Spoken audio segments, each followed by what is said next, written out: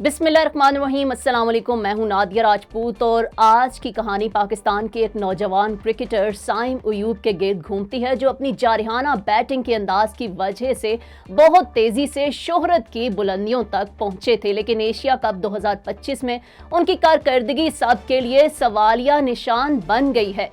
नाज़रीन और सामाईन, क्रिकेट के मैदान में खिलाड़ियों के लिए सबसे अहम चीज़ सिर्फ उनकी टैलेंट नहीं बल्कि तसलसल है। जब साइम अयूब पहली बार इंटरनेशनल क्रिकेट में आए तो सबको लगा कि पाकिस्तान को एक नया स्टार मिल गया है। उनके शॉट्स, उनका कॉन्फिडेंस और उनकी एनर्जी सभी को बहुत मुतासिर करते थे, लेकिन वक्त के साथ ऐसा लगने लगा कि वो पहले जैसे साइम अयूब नहीं रहे। एशिया कप 2025 में सूरत हाल ये है कि वो अब तक कोई एक भी रन बनाने में कामयाब नहीं हो सके और ओमान के खिलाफ, भारत के खिलाफ और फिर यूएई के खिलाफ भी वो बगैर स्कोर किए आउट हुए। ऐसे में सवाल ये पैदा होता है कि आखिर वो गलती कहाँ कर रहे हैं।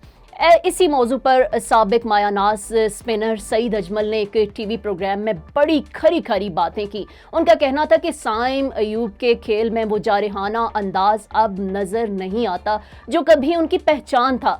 सईद अजमल ने कहा कि बॉलर्स अब साइम अयूब की कमज़ोरियों को समझ चुके हैं। पहले गेंदबाज उन पर एक साइड पर अटैक करते थे, लेकिन अब वो ज़्यादातर ऑफ साइड पर गेंदें डालकर उनकी विकेट लेने की कोशिश करते हैं और यही वजह है कि साइम आसानी से आउट हो जाते हैं। यहाँ एक अहम नुक्ता सामने आता है, फोकस। यानी सईद अजमल ने साफ साफ कहा कि साइम अयूब को अब मोबाइल फ़ोन और सोशल मीडिया पर वक्त ज़ाया करने की बजाय अपनी पूरी तवज्जो खेल पर मरकूज करनी चाहिए। उनके मुताबिक अगर वो वाकई बड़े क्रिकेटर बनना चाहते हैं तो उन्हें ऑफ साइड पर अपनी बैटिंग को बेहतर बनाने के लिए सख्त मेहनत करना होगी।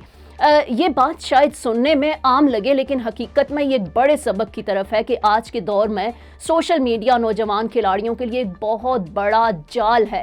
तारीफ हो या तनकीद, ये प्लेटफॉर्म्स उनके जहन पर ऐसा दबाव डालते हैं कि वो असल मकसद यानी अपनी परफॉर्मेंस पर तवज्जो नहीं देते और साइम अयूब को भी यही मसला दरपेश है।